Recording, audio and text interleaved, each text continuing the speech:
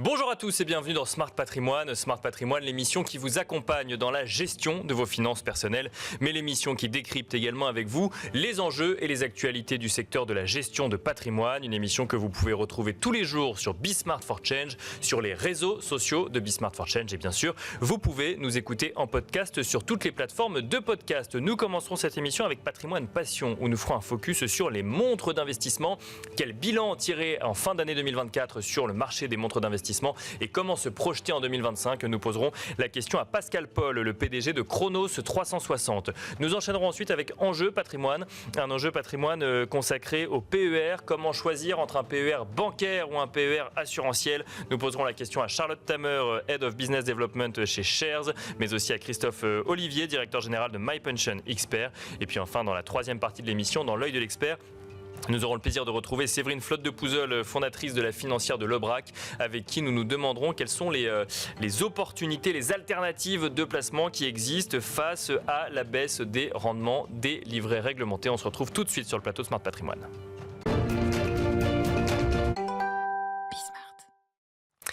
Et nous enchaînons à présent donc avec Patrimoine Passion, le rendez-vous dédié aux investissements plaisir, passion ou alternatifs de Smart Patrimoine. Nous allons nous demander ensemble quel est le bilan des montres de collection, des montres d'investissement en 2024. Et pour cela, nous avons le plaisir de retrouver sur le plateau de Smart Patrimoine Pascal Paul. Bonjour Pascal Paul. Bonjour Nicolas, merci de m'inviter sur le plateau. Bienvenue, vous êtes le PDG de Chronos 360 et vous êtes venu d'ailleurs avec le Chronos Index que vous éditez régulièrement, qui montre un petit peu les tendances du marché. Alors là, c'est les tendances du marché pour 2025 à la lumière de l'année 2024. Peut-être rapidement, l'année 2024, vous l'avez vécue comment? Elle a été parfois un peu complexe pour les différents actifs. Comment ça s'est passé pour les montres de collection? Alors c'est une année pour tous les actifs tangibles qui a été une année, on va dire, mi-figue, mi-raisin, hein, avec, on va dire, l'euphorie post-Covid est derrière nous.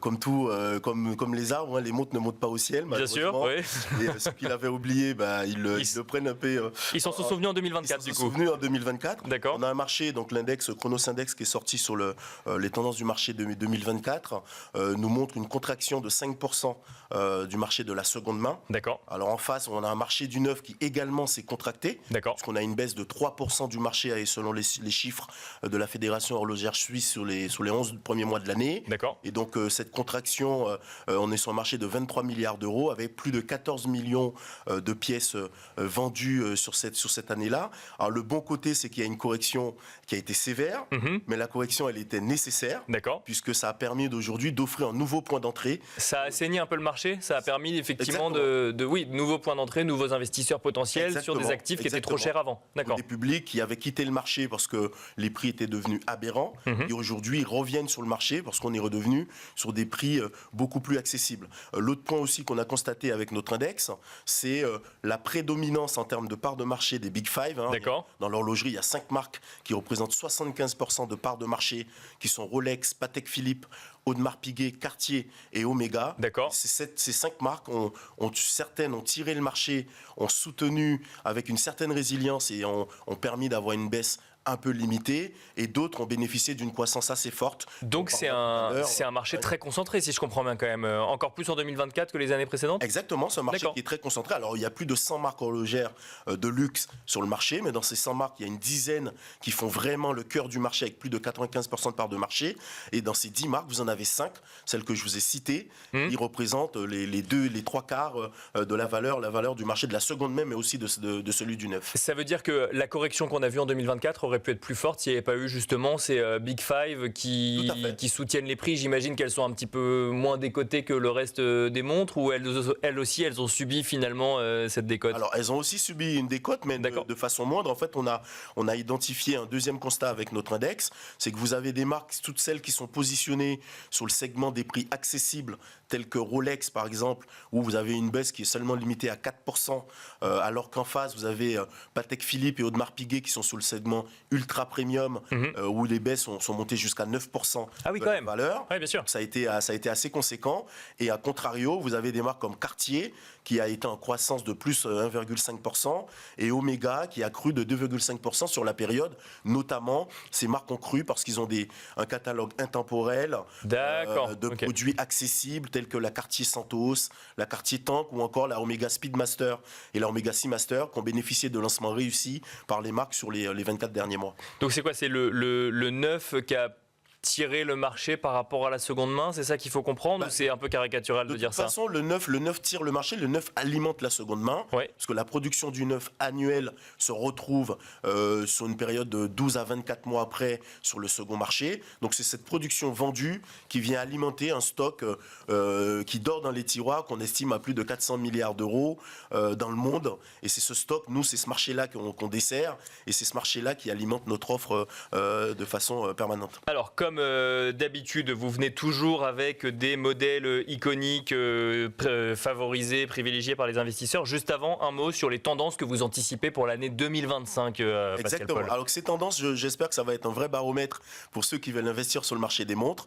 On a identifié 3 tendances phares sur l'année 2024 qui vont tirer le marché sur 2025. D'accord. La première, c'est la forte croissance des montres vintage et pré-collector qui ne sont plus produites par les marques.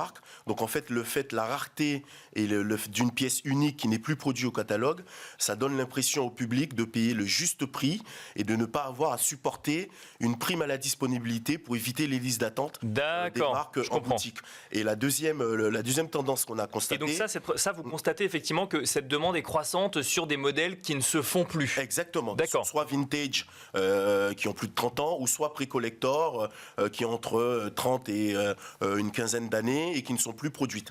La deuxième tendance qu'on a constatée, j'étais venu en parler sur le plateau en septembre dernier. Bien sûr. C'est la montée en puissance des montres en or et en métaux précieux. D'accord. Qui accompagne le cours de l'or quelque part. Le cours de l'or. Et en réalité, les acheteurs retrouvent dans ces produits-là, ils ont l'impression de payer le juste prix et de bénéficier de l'effet rétention de valeur qu'offre l'or dans des périodes de crise comme celle qu'on vit.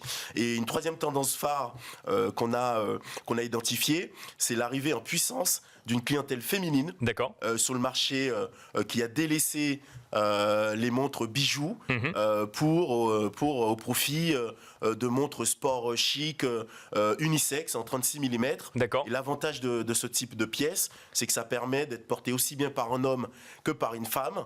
Et en l'occurrence, ça permet de partager sa montre dans le couple et d'avoir une espèce de passion, de partager une passion commune ensemble. Donc il y a beaucoup de femmes qui commencent à acheter ces pièces et c'est un vrai potentiel de croissance pour le marché. Parce que quand on parle de montres de collection ou de montres d'investissement, on ne parlait pas de montres bijoux entre guillemets qui étaient dans une autre catégorie, mais là on voit finalement que cette clientèle féminine qui pouvait être avant un peu plus intéressée par ces montres bijoux vient supporter finalement les montres d'investissement aujourd'hui, les montres de collection. D'accord. De plus en plus de femmes qui poussent la porte de nos boutiques, qui viennent acheter des pièces, soit pour leur plaisir personnel, soit pour placer un peu dans une logique patrimoniale. Et cette nouvelle clientèle qui arrive est un vrai boost pour le marché. Et les pièces en 36 mm, du coup, ça leur offre une certaine liquidité. Et donc, du coup, les hommes achètent plus ces pièces-là, puisqu'à la revente, ça permet de le vendre beaucoup plus vite, soit une femme, soit un homme. Ça fait un second marché plus conséquent. Exactement. Il nous reste quelques secondes, Pascal Paul. Rapidement, les 3 modèles que vous avez identifiés comme étant porteurs potentiellement pour cette année 2025. Alors, pour les investisseurs, on a 3 modèles phares qui sortent de l'index et qui sont des modèles qui ont été assez résilients sur l'année 2024. Le premier modèle qu'on conseille, c'est la Rolex GMT Master 2, dit Pepsi. D'accord. Alors, on l'appelle Pepsi en rapport à la couleur bleu-rouge de la lunette qui rappelle la fameuse marque de soda. Ce modèle a bénéficié d'une croissance de plus de 2% en 2024 et a été très résilient. Donc on le conseille. Le deuxième modèle, c'est la Patek Patek Philippe Aquanaut, un modèle sport chic sur bracelet caoutchouc qui a eu une croissance de plus de 5% sur l'année. C'est une montre qui a été lancée en 1997 par Patek. Et le dernier modèle qu'on conseille, c'est la marque Cartier qui rentre dans notre palmarès apparaissent pour la première fois, D'accord. avec le modèle Santos XL, qui est un modèle qui est très recherché par les millennials d'ailleurs, avec un côté art déco, avec les vis apparents, qui la rend très intéressante pour des nouveaux investisseurs, pour entrer sur le marché avec un prix qui se négocie autour de entre 5 000 et 8 000 euros de budget. Merci beaucoup Pascal Paul de nous avoir accompagnés sur le plateau de Smart Patrimoine. Je rappelle que vous êtes le PDG de Chronos 360. Merci. Merci Nicolas. Et quant à nous, on se retrouve tout de suite dans Enjeu Patrimoine. Et nous enchaînons à présent avec Enjeu Patrimoine, un enjeu patrimoine consacré au PER, au plan épargne retraite que beaucoup d'entre vous ont sûrement regardé jusqu'au 31 décembre 2024. Nous allons nous demander avec un petit peu d'avance, beaucoup d'avance pour l'année 2025, comment choisir son PER et notamment quelle différence existe-t-il entre un PER bancaire et un PER assurantiel. Pour en parler, nous avons le plaisir de recevoir sur le plateau de Smart Patrimoine 2 experts du sujet. Charlotte Tamer nous accompagne tout d'abord. Bonjour Charlotte Tamer. Bonjour. Vous êtes Head of Business Development chez Shares et à vos côtés, on a le plaisir d'accueillir Christophe Olivier. Bonjour Christophe Olivier. Bonjour. Vous êtes directeur général chez MyPension Expert, un expert du PER entre autres. Alors c'est vrai que le plan épargne retraite, on en parle régulièrement. Il y a des avantages fiscaux, des avantages pour tout simplement capitaliser pour sa retraite. Ce qu'on identifie un peu plus loin dans le processus de choix de son PER, c'est qu'il existe différents types de PER. Et là, on parle du PER individuel, évidemment. Christophe Olivier, peut-être pour commencer, quelle différence existe-t-il, on va aller directement dans le vif du sujet, entre un PER bancaire et un PER assurantiel? C'est le même produit, mais l'un est proposé par une banque et l'autre par une société d'assurance. Est-ce que ça amène des spécificités particulières? Ça amène des spécificités particulières. D'accord, ok. Pour rendre le sujet encore un peu plus complexe. Bien sûr. Alors déjà, il y a quand même le socle commun. Et comme vous l'avez dit, c'est la fiscalité de l'épargne retraite, donc le fait de pouvoir déduire de ses revenus un montant que l'on place et qui est bloqué jusqu'à la retraite. D'accord. Ça, c'est le socle commun du plan d'épargne retraite individuel. Il est identique sur le PER bancaire et sur le PER assurantiel. Après, le PER assurantiel va avoir des spécificités liées à ses caractéristiques qui sont similaires à celles de l'assurance vie, tandis que le PER bancaire va se rapprocher du fonctionnement du compte titre. D'accord. Donc, la spécificité en particulier du PER assurantiel, c'est qu'on va avoir une clause bénéficiaire.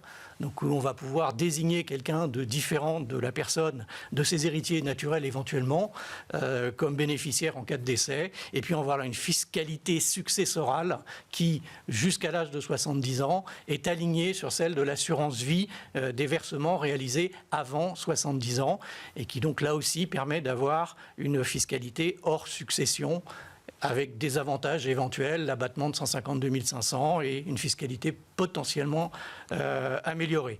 Ce qui n'est pas le cas du PER bancaire, du coup. Alors, le PER bancaire, lui, est un PER réalisé par une banque qui n'a pas ces caractéristiques d'assurance vie, mais qui a d'autres caractéristiques qui sont intéressantes. Mais je crois que Charlotte en parlera beaucoup mieux que moi.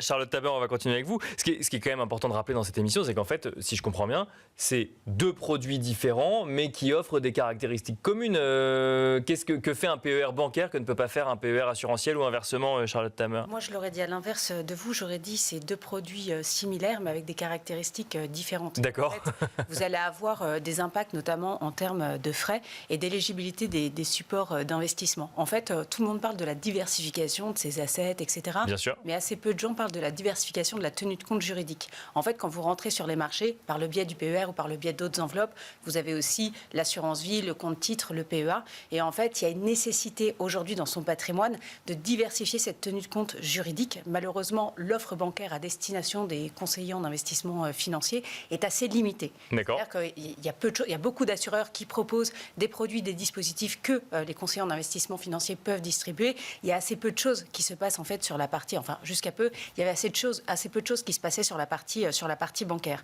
Moi, je pense justement, alors je suis plutôt pro-bancaire, je préfère afficher la couleur avant de commencer à discuter. Peut-être que pour les gens qui nous écoutent, tenue de compte juridique, si on on veut diversifier sa tenue de compte juridique, peut-être qu'il faut savoir ce que ça veut dire. Oui, en fait, la tenue de compte juridique, c'est-à-dire est-ce que votre enveloppe va être déposée chez un assureur ou est-ce que votre enveloppe va être déposée au sein d'une banque? D'accord, donc il faut se poser cette question-là. Même si c'est des investissements donc régulés, encadrés par la loi, il faut se poser la question de savoir qui derrière gère son contrat. Parce que le mode de détention, alors là, on va s'adresser peut-être à des investisseurs un petit peu plus aguerris, mais en termes de détention des actifs que vous mettez dans votre dispositif, la détention est différente. Quand vous êtes détenteur d'une enveloppe qui a un sous-jacent assurantiel, donc vous êtes sur un PER assurantiel, vous êtes créancier de l'assureur. C'est-à-dire que vos capitaux ne vous appartiennent plus. Pas de panique, les assureurs sont quand même très encadrés dans leur activité, mais vous êtes créancier chirographaire. Ce qui veut dire que si demain l'assureur fait faillite, vous êtes le créancier en bout de liste qui va récupérer ses capitaux malgré les fonds de garantie, etc. Même principe que l'assurance vie. Oui, après,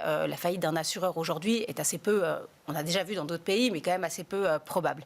Ensuite, quand vous êtes détenteur d'une enveloppe bancaire, donc par le biais d'un PER ou autre, ça peut être un PEA ou un compte titre, vous êtes propriétaire des actifs qui composent l'enveloppe. D'accord. Et donc, vous n'êtes pas dans le même ordre d'importance, si vous voulez, dans la hiérarchie des gens en cas de problème qui peuvent récupérer leurs avoirs. Donc ça, c'est une notion qui est assez importante, qui est assez peu communiquée, tout simplement parce que l'offre bancaire aujourd'hui est assez limitée. Et ce qu'ils ont fait de bien avec le PER... Il n'y a pas beaucoup de PER bancaires, c'est ce que vous dites? Non, il y en a deux aujourd'hui sur la place. Il y a le PER qui est fait par Interinvest et il y a un PER qui est fait par Crédit Agricole Titres. D'accord. Donc, il y en a deux. Pourquoi? Parce que l'assurance vie est mieux marketée et à disposition, les offres des assureurs sont plus présentes, les connexions entre les conseillers financiers et les assureurs sont plus fortes et que dans l'ADN commun, enfin dans la culture financière commune, les gens, vous leur demandez ce que c'est une assurance vie, vous leur demandez de vous décrire ce qu'est un compte titre, on peut être un peu plus... Oui, bien sûr. Mais attendez, pour bien comprendre, un PER donc bancaire, c'est un compte titre qui permet de préparer sa retraite avec de l'argent bloqué jusqu'à sa retraite et un avantage fiscal globalement, c'est ça? Oui, on va avoir le même avantage fiscal au démarrage, la même phase de capitalisation jusqu'à l'âge de la retraite et la même phase de distribution si l'investisseur le souhaite, parce qu'on peut ne pas utiliser son PER à la retraite. La même phase de distribution des capitaux du jour où je déclenche mes droits à la retraite. D'accord. La particularité, c'est que quand je suis sur un PER bancaire, je vais avoir des droits de garde qui vont être... Alors, je n'ai pas l'avantage successoral qu'on évoquait juste avant, mais je vais avoir d'autres avantages. Les avantages que je vais avoir, c'est que je vais avoir des droits de garde, des frais de tenue de compte qui sont relativement moins chers, puisque sont de l'ordre de 0,3%. En moyenne, sur la partie assurantielle, je vais plutôt être à 0,5%. Donc, on parle de 0,2% de moins de performance chaque année sur des durées assez longues, puisqu'on est censé préparer sa retraite. Et la deuxième chose, c'est que je vais avoir des actifs disponibles, éligibles. Je peux même aller sur du titre vif, sur le PER bancaire. Je peux aller sur du titre vif, je vais trouver des ETF. Tout est éligible, en fait. Et je peux choisir moi-même mes investissements ou vous avez les deux. En fait, ça dépend dans quelle offre vous allez aller. Est-ce qu'on fait de la gestion pilotée ou est-ce que... Vous aurez le cadre de la gestion pilotée qui est obligatoire pour avoir, en fait, le statut de PER. Vous êtes obligé d'avoir cette gestion pilotée dégressive en fonction de l'âge de la retraite. Et après, vous pouvez avoir des gestions libres sans aucun problème. L'autre particularité, c'est que quand vous êtes sur... moi, je pense que le PER est la bonne enveloppe pour se mettre au bancaire, pour diversifier sa tenue de compte juridique, que j'évoquais en amont. Pourquoi? Parce que pendant la phase de capitalisation, à la différence d'un compte titre général, on va être en franchise d'impôt. C'est-à-dire que si je fais des mouvements, normalement, quand je suis sur un compte titre et que je réalise des plus-values actives sur mon portefeuille... Je suis imposé à la fin. Je suis imposé à la fin, durant la vie du contrat. D'accord? Et là, en fait, de par la phase de capitalisation, je vais travailler en franchise d'impôt. Et donc, si je fais des mouvements dans mon portefeuille qui entraînent des plus-values, elles ne seront pas fiscalisées. Christophe Olivier, pour que les gens qui nous écoutent aient toutes les cartes en main pour bien choisir. Alors, effectivement, on a compris votre conviction, effectivement, Charlotte Tamer, sur le PER bancaire, le PER assurantiel. Du coup, il faut l'envisager comme une assurance vie, c'est ça? Et comme pour ceux qui sont à l'aise avec le fonctionnement d'une assurance vie. On peut développer exactement le même argumentaire de Charlotte, que Charlotte a développé à juste titre, le fait que le PER bancaire, c'est un compte titre dans lequel la fiscalité est allégée du fait de l'épargne retraite. Et bien, de la même manière, le PER assurantiel, par rapport à l'assurance vie, a l'avantage de la fiscalité de l'épargne retraite. Après, dans les arguments de Charlotte, effectivement, il y a une diversification possible, intéressante au niveau des titres dans les PER bancaires. Les PER assurantiels, il y en a près de 200, comparaison avec les deux paires bancaires. Et il y en a où l'offre financière est très restreinte, effectivement. Et très chère. Et très cher. Et puis, il y en a aussi qui offrent des ETF on en connaît qui ont une centaine d'ETF, qui peuvent avoir des titres vifs. C'est possible. D'accord. C'est moins le réflexe dans l'assurance vie que dans le compte titre. C'est moins généralement l'ADN, mais c'est possible également de pouvoir faire ça. Il y a quelques actifs en revanche qu'on ne peut pas faire dans l'assurance vie et qu'on peut faire en bancaire. Ce sont les crypto-monnaies par exemple ou l'or qui ne sont pas éligibles dans les contrats assurantiels. Vous nous avez donné beaucoup d'éléments, Christophe Olivier. Comment on choisit aujourd'hui? Alors effectivement, il y en a où il y en a 200, il y en a un autre où il y en a 2. C'est des fonctionnements qui sont différents. Peut-être que les assureurs ils sont allés un peu plus rapidement que les banques sur le sujet.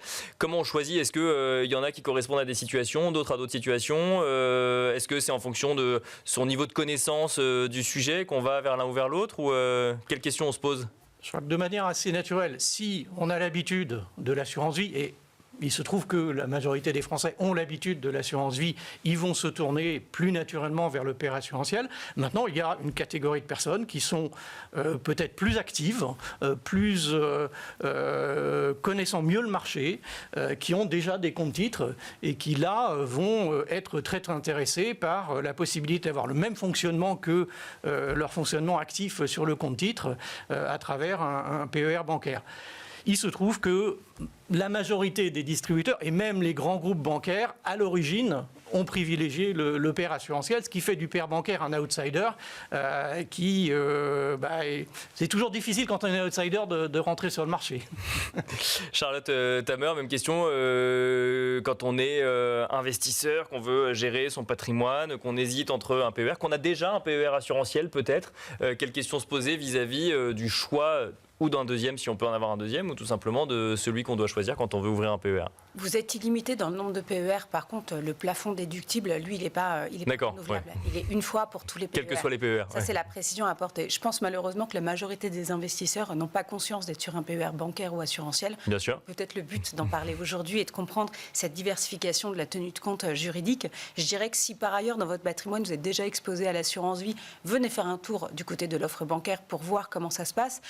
On parlait des titres qui étaient éligibles, non éligibles. Le fonds euro n'est pas éligible au PER bancaire. D'accord. Pour autant, est-ce qu'on a vraiment besoin d'un fonds euro quand on capitalise sur les 15, 20, 30 prochaines années? J'en suis pas convaincue. Moi, ce que j'aime dans la partie bancaire, c'est que c'est moins cher, que les sous-jacents sont plus diversifiés et donc on va trouver des choses aussi parfois un peu moins cher en termes de sous-jacents, même si l'assurance vie est de moins en moins en reste, notamment sur la partie ETF. Mais un PER à 15-20 ans d'investissement, investi avec une faible frais de tenue de compte sur de l'ETF, qui est un sous-jacent qui est peu cher, va vous offrir le maximum de rentabilité pour la capitalisation retraite espérée. Donc en fait, moi je dirais que le PER est peut-être la bonne enveloppe pour s'initier à la tenue de compte bancaire, pour apporter une diversification de second niveau à votre patrimoine.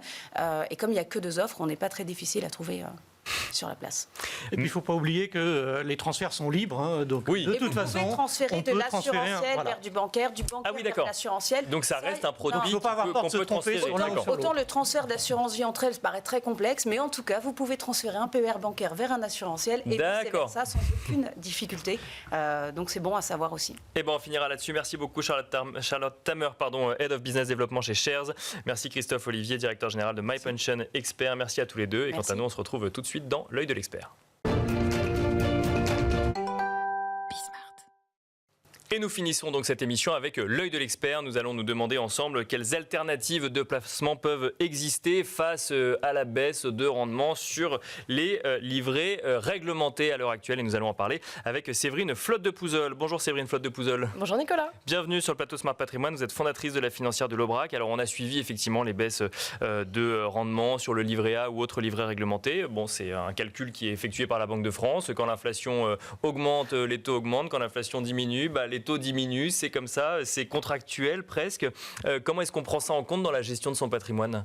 Alors je pense qu'il faut faire... Alors vous avez très bien décrit effectivement la mécanique de calcul des livrets réglementés qui vont donc passer à 2,4% le 1er février. Bien sûr, pour le livret A, oui. Pour le livret A et le livret de développement durable. Bien sûr. À 3,5% pour le livret d'épargne populaire également, puisque ce sont les 3 livrets réglementés, avec des modes de calcul de la Banque de France. Donc effectivement, on en parle beaucoup ces derniers temps. Toutefois, mesurons un peu nos propos. Si on en parle autant, c'est parce qu'ils étaient quasi anormalement haut Bien sûr. depuis 2 ans à 3%. N'oublions pas qu'on en a beaucoup parlé pour quand ils sont passés à 3%, effectivement, dans un contexte d'inflation. Donc, Bruno Le Maire, notre ancien ministre, avait gelé les taux jusqu'au 1er février. Finalement, c'était plutôt une excellente nouvelle. Rappelons que le 3%, ça faisait 15 ans que nous n'avions pas vu des taux aussi hauts. Donc aujourd'hui, finalement, c'est pas vraiment une surprise et c'est même presque une bonne surprise pour les autres placements, effectivement. Rapidement, qu'est-ce qu'on finance sur des livrets réglementés avant d'aller sur les alternatives qui peuvent exister aujourd'hui? Alors j'aime beaucoup cette question, Nicolas, parce que où va notre argent finalement? L'argent des livrets va essentiellement, déjà est déposé et géré conjointement avec les banques et la Caisse des dépôts et consignations. Bien sûr. D'accord. La Caisse des dépôts et consignations, autrement dit l'État, utilise les dépôts des épargnants de ces 10 livrets réglementés pour aider le logement social, Bien sûr. mais aussi les infrastructures publiques et enfin accompagner les entreprises de petite taille. Voilà. Aujourd'hui, donc 2,4%, donc ce sera le cas pour le livret A. C'est un rendement qu'on peut qualifier de performant, de fonds de portefeuille. Est-ce que ça pousse à diversifier? Ça dépend. Ça dépend de votre stratégie. Ça dépend. Non, il faut bien toujours avoir en tête, je crois que cette situation anormale pendant 2 ans, c'était une aubaine. Voilà, 3%, garantie, sans fiscalité, c'était chouette. Bien sûr. Donc on en a tous bien profité, certains ont même ouvert, alors on a droit à un seul, mais les enfants étaient habillés également, on avait habillé toute la famille, c'était Bien formidable. Là, vraiment, il faut se poser la question. Ça pousse à diversifier naturellement. Franchement, on l'a toujours dit, et je le répète souvent avec vous, Nicolas, c'est que les livrets, c'est vraiment de l'épargne dite de précaution. C'est bien pratique. D'ailleurs, c'est plus pratique qu'efficace dans une gestion de patrimoine. C'est la trésorerie qu'on garde quand on a... Oui, en cas de coup dur, il faut changer le frigo, il faut changer la voiture, je sais pas, un petit supplément d'impôt, tiens, pourquoi pas, ça peut toujours arriver. Ça peut arriver. Si jamais on est en France, ou 10 filles non prévues, etc. Donc voilà, mesurons un petit peu ça. Mais je crois qu'il faut prendre le problème un peu plus large et de façon plus globale. Si on voit les livrets comme de la trésorerie de précaution, effectivement, nous, en tant qu'experts de la gestion de patrimoine, c'est plutôt une bonne nouvelle parce que ça nous pousse à l'éducation financière de nos clients et faire autre chose à plus long terme en fonction de son horizon de placement, qui veut dire son âge, quelque part. Bien sûr. Quand aura-t-on besoin de revenus complémentaires, voilà, et faire autre chose.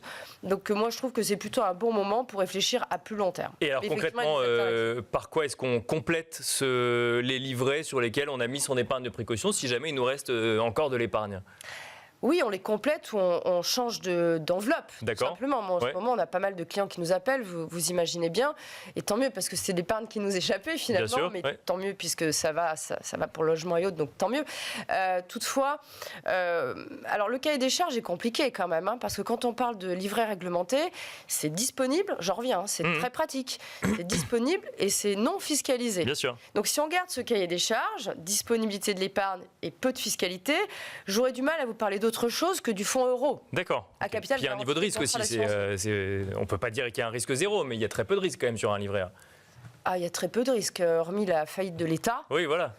Bon, voilà, donc c'est le fonds euro qui correspond le mieux finalement au cahier des charges. Voilà, alors on en parle beaucoup et c'est récurrent, etc. Quoique il y a eu des années où les fonds euros étaient très bas. Là, ils sont revenus dans la course depuis un an. Là, ils viennent de tomber. La moyenne des fonds euros pour l'année 2024 est de l'ordre de 2,5. Sachant que de nombreuses compagnies d'assurance font des offres spéciales avec des taux boostés jusqu'au 31 décembre 2026. Oui, bien sûr. Oui. Et on arrive à des rendements de l'ordre de 4%, 4,5% même chez certains. Donc c'est une aubaine. Donc de la même façon, c'est une opportunité. Donc c'est le discours que je tiens à nos clients pour une partie de l'épargne.